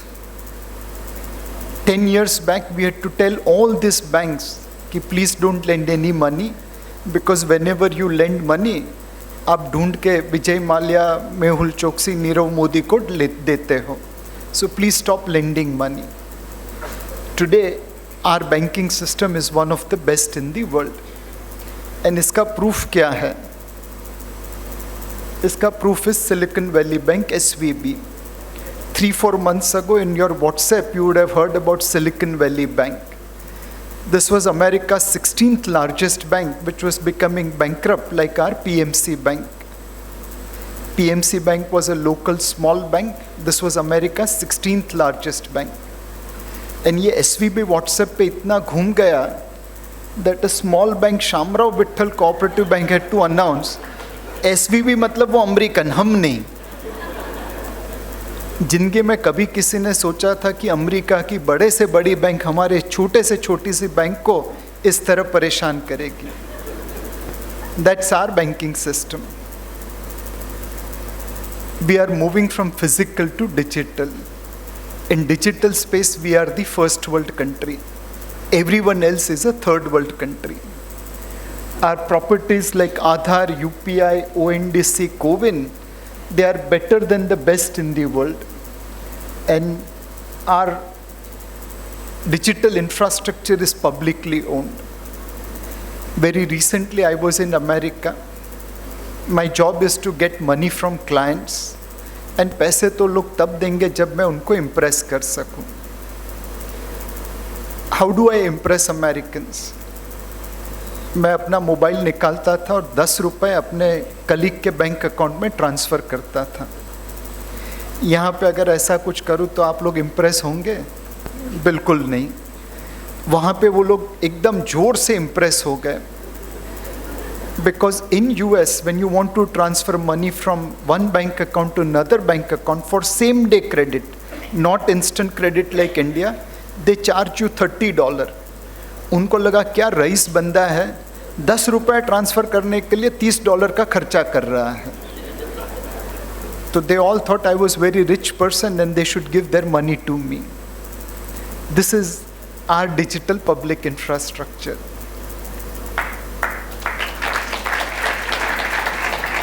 That digital public infrastructure is helping us in another fashion. It's removing intermediaries. In the city of Mumbai, one ex-prime minister had to say that when 100 rupee leaves Delhi, only 15 rupees reaches to the recipient. Today, thanks to Jan Dhan, Aadhaar and mobile, there is no intermediary involved. Money goes from Delhi, straightway reaches to the recipient's bank account. All intermediaries have been disintermediated. Very recently, there was an article about German minister apologizing to German citizens that I know you have problem because of higher energy prices, but please bear with us. We can only transfer about 100,000 transactions in a day from government to German citizens. 100,000 transactions a day. India's banking system on a normal day will do about 10 crore transactions a day for transfer. We are emerging market, we are poor nation. Germany is a developed world, first world, and yet their capacity to do transaction is 0.1% of India. 0.1%. The biggest change which is happening is availability of capital. My generation, we really couldn't start business unless until our parents gave money. And which is why you could see talent like Satya Nadella, Sundar Pichai, Arvind Krishna going abroad for opportunities. This is the statement of Shantanu Narayan of Adobe. If I was growing up right now, no way I would have left Hyderabad. Today, if you have business idea, there is capital available in private equity and venture capital.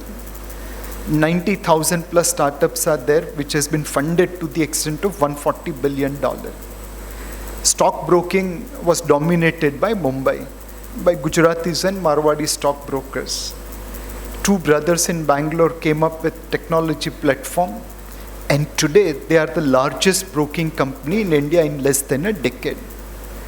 कभी किसी ने सोचा नहीं था कि बम्बई को इस तरह हिला सकते हैं, but it has happened in front of us, and it's happening in city after city. Yours is a lucky generation which can become entrepreneur because there is capital available. All these things have started reflecting into our growth. In the BRICS country, we are the fastest growing nation.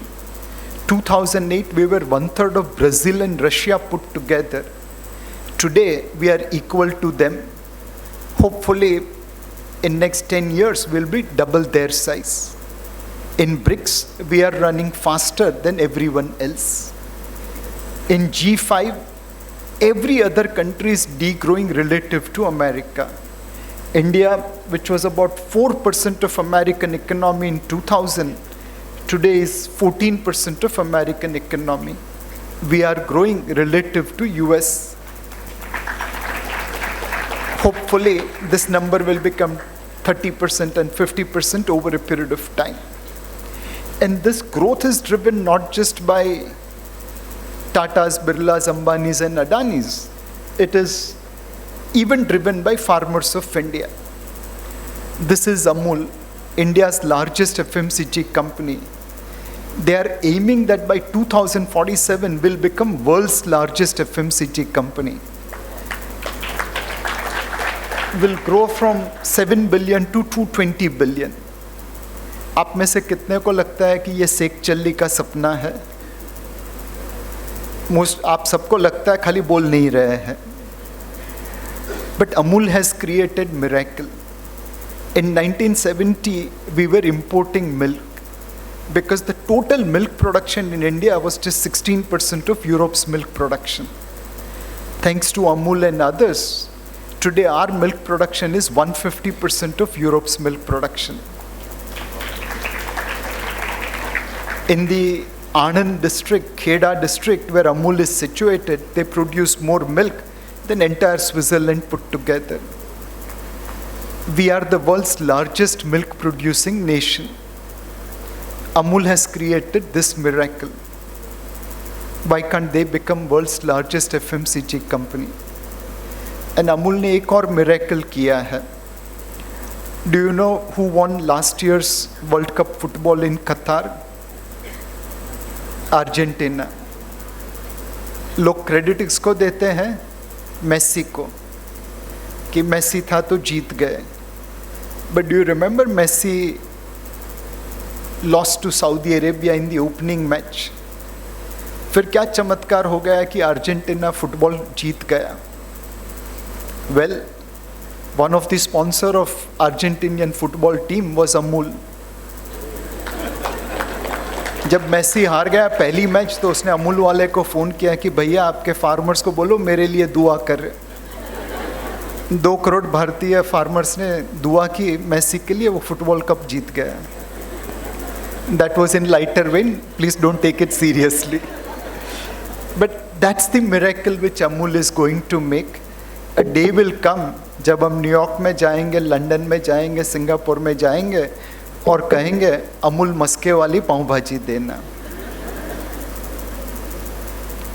6 out of top 10 fastest growing cities of the world were in India last year. This is likely to continue for decades to come. the world's fastest growing cities are in India. And there are some cities like Ahmedabad, Rajkot, Jaipur. If they disclose what they are actually doing, they'll also be part of this list. So officially 6 है, unofficially शायद 7-8 होंगे. The state in which we are sitting, Maharashtra, today has same GDP which India had 17 years back in 2005. सिर्फ 17 साल लगे महाराष्ट्र को वहाँ पहुँचने जहाँ कल भारत खड़ा था. UP, Uttarakhand are equivalent to 2001 India, and Tamil Nadu, Gujarat and Karnataka are equivalent to 2000 India. 20-22 साल में ये 6 राज्य वहाँ पहुँचे जहाँ कल का भारत था. अगर हम लोग उतनी मेहनत करते रहे जितनी पिछले 20-22 सालों में की, तो ये 6 राज्य वहाँ पहुँचेंगे जहाँ आज का भारत खड़ा था.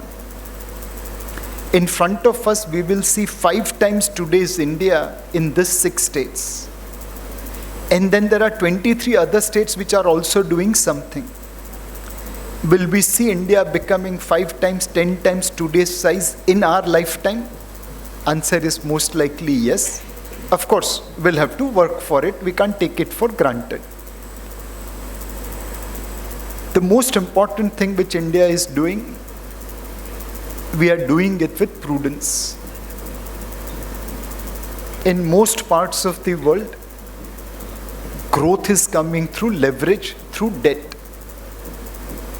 In very simple English, the American, the English, the Spanish, the Canadian parents are mortgaging future of their kids so that their presence could be good. US economy is 7 times bigger than India. But the credit card debt of American is 40 times higher than India. The student loan for America is 90 times higher than India. एक दिन ऐसा आएगा America में जहां बच्चे अपने माँ बाप की स्टूडेंट लोन चुकाते होंगे. It's going to happen. You can remember this, and after 20 years you will see one day someone had said this. In India's case, debt and GDP growth is moving in tandem.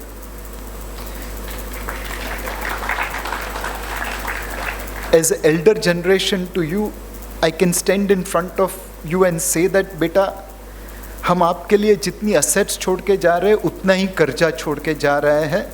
We didn't build our present by mortgaging your future. Please be thankful to your parent for that.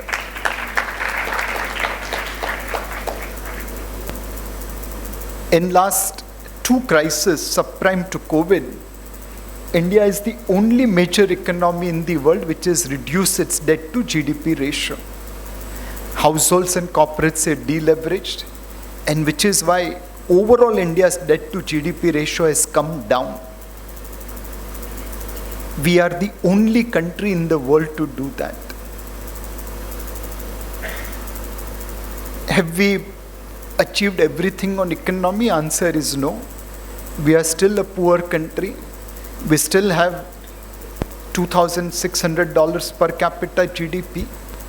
We still have in India where 1% of population lives like French citizen, 27% lives like average Indonesian citizen, and about 70% still lives like sub-Saharan Africa. And 70% of 1.4 billion people is not a small number. We are still poor, we are still developing, but we have laid foundation that by 2047 will become a developed nation.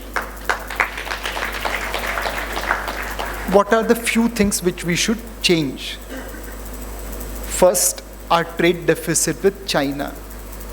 Last year we imported $100 billion extra goods from China. In just 8 years, our trade deficit with China is almost touching $500 billion. अगर कभी भारत और China के बीच में युद्ध हुआ तो Chinese soldiers banners लेके आएंगे, प्राउडली स्पॉन्सर्ड बाय इंडियंस। हमने जो पैसे दिए उसी की गोली खरीदेंगे और हमें ही मारेंगे। We cannot sustain this for long. How do we reduce our dependence on China? That should be our game number one. In two industry, we have shown that we can reduce dependence on China. Mobile phones, we have become importer to exporter, and toys, we have become importer to exporter. As Indians, we have shunned made in China toys. We need to pass that magic into many other industry. Second, as I mentioned, 70% of Indians today live standard of living which is like sub-Saharan Africa. Unless until they participate in India growth story, there cannot be sustainable growth. Today, the consumption, especially post-COVID, has been hit very badly. My lifestyle has not been impacted due to COVID, but my watchman, my driver, my accountant, my housemaid, their lifestyle has been adversely impacted. How do we ensure that all those people benefit in India growth story? Today, we are doing that by distributing free food to 80 crore Indians. But ये कब तक चलेगा? We need to give them jobs. How do we do that? In 1980, India and China were of similar size. Today, China is 6 times bigger than India. What did I miss in 1980 that China became so higher, so bigger than us? They became manufacturer to the world, और हम लोग रह गए. There was a company called Samsung. आप सबने उसके TV, fridge, AC, mobile phone देखे होंगे. They came to India long time back. But India में बनाते हैं, इंडिया में बेचते हैं, थोड़ा बहुत एक्सपोर्ट करते हैं. The turnover is about 1 lakh crore in India. It is India's largest consumer durable company. हमारे यहाँ पे आने के बाद they went to Vietnam. Vietnam में बना के पूरी दुनिया में बेचते हैं. What's the turnover in Vietnam? 5 lakh crore, 5 times more than India. Is Vietnam 5 times bigger than India? No. In fact, it is 1/12 the size of India. एक Samsung को अगर यहाँ पे हम रखते सही तरीके से तो आज उसका टर्नओवर 6 लाख करोड़ होता, 6 times more than what it is in India today. यहाँ पे बनाता, पूरी दुनिया में बेचता. But we didn't encash Samsung opportunity. जो गलती 1980 में की, जो गलती हमने सैमसंग के साथ की, that we should not repeat. God has been kind. Lot of companies are looking to move out of China. We need to bring them into India and leverage them so that they can create jobs, so that there are well-paying jobs available for our people and growth can happen. One more thing which we as Indians have done very, very badly, savings करते हैं but investment के मामले में हम बहुत पीछे हैं. जहाँ पे पैसा खोने की बात आती है हम लोग सबसे पहले पहुँच जाते हैं. आप लोग तो कोई क्रिप्टो ट्रेडिंग करते नहीं होंगे, but 18 crore Indians have lost money in crypto. 18 crore. 11 crore Indians have played gaming and lost money. Ponzi scheme, more than 2 lakh crore has been lost. FNO trading, 90% people lose money, but फिर भी लोग trading करते हैं. All these things hurt India's growth. But the biggest thing which is hurting India's growth is our obsession with gold. In 21 years of this century, officially we have spent $373 billion for import of gold. हर साल 700-800 ton सोना officially import करते हैं, 30-35 billion dollar बाहर भेज देते हैं. Gold smuggling भी भारत में है. आप न्यूज़पेपर में पढ़ते होंगे कैसे एयरपोर्ट के ऊपर गोल्ड सीज होता है। कभी एयरपोर्ट पे चले जाइए, जो लोग सिंगापुर या मिडिल ईस्ट में जाते हैं, जाते टाइम उनका ग्रॉस वेट होता है 50 किलो, आते टाइम 55 किलो। सब लोग गोल्ड ज्वेलरी पहन के ग्रीन चैनल से निकलते हैं। Would we have lost $500 billion in just 21 years of this century for import of gold and silver and diamond and pearl? अगर ये $500 बिलियन हमने गोल्ड की जगह पे बिजनेस में लगाया होता तो आज इंडिया की जीडीपी $5 ट्रिलियन के ऊपर होती। हमने खुद ने बेवकूफ़ी करके अपनी सेविंग्स बाहर भेज दी है। This is more than the FDI we have received. This is more than the FPI we have received. हम एक ऐसे बंदे हैं जिसे डॉक्टर ने कहा कि आपकी तबीयत खराब है तो ब्लड डोनेशन ले लीजिए। हॉस्पिटल में गए और ब्लड ट्रांसफ्यूजन वाली लाइन में खड़े, ब्लड डोनेशन दे के आए।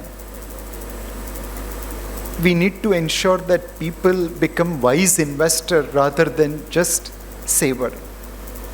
How do we move people from investing in gold and silver and diamond and pearl to mutual funds and bank deposits and insurance policies? Finally, good economics is good politics. There are two countries which have created disaster for them by following stupid economic policies.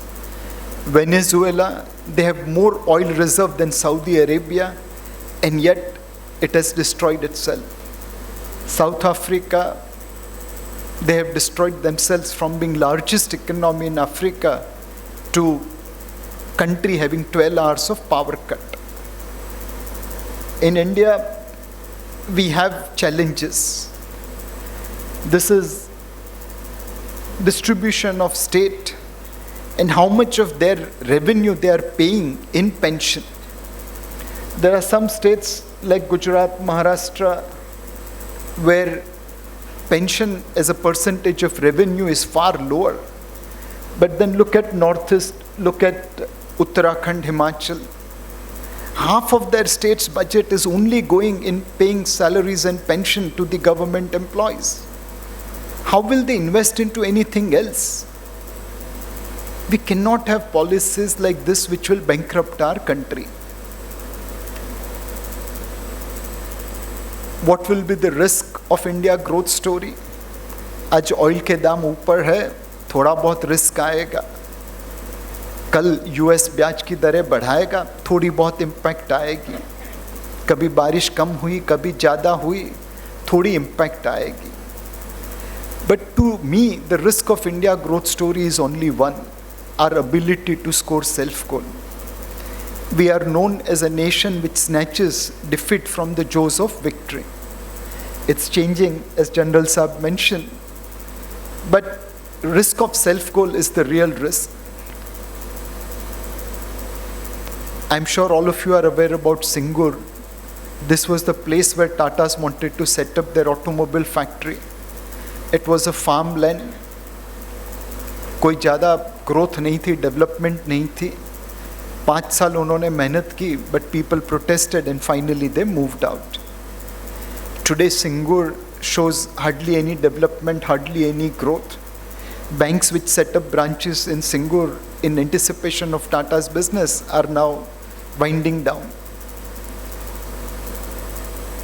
When Tatas were moving out of Singur, apparently Mr. Ratan Tata got Suswagatam welcome SMS from Chief Minister of Gujarat, Mr. Modi, and they arrived in Sanand. In 18 months, Tata Nano started rolling out of Tata factory. Today, Sanand is the automobile hub of India after Gurgaon. It has Tata's factory, Maruti's factory. It is exporting cars. There's job, there's development, there is growth. Of course, Sanand hasn't become Singapore, but it is far better than Singur. If whole of India follows Sanand model, no one can stop us. If whole of India follows Singur model, there is no hope for us. Hopefully, people will choose wisely. This is my hope for India.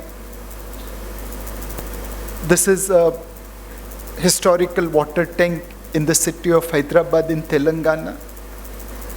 Dirty, underdeveloped, underlooked. This was India's economy before 1990. Underdeveloped, poor. Today, that tank has been restored with the efforts of people. It has become a tourist attraction. If all of us continue to work as hard as we have worked in last 2 decades, I'm sure by 2047, Indian economy will look like this. Wish you all the very best for making that transformation happen. Our generation failed, but your generation should succeed. Thank you.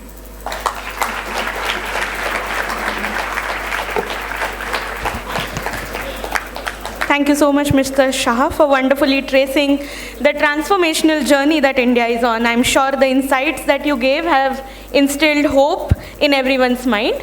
I now request all the dignitaries on the stage to kindly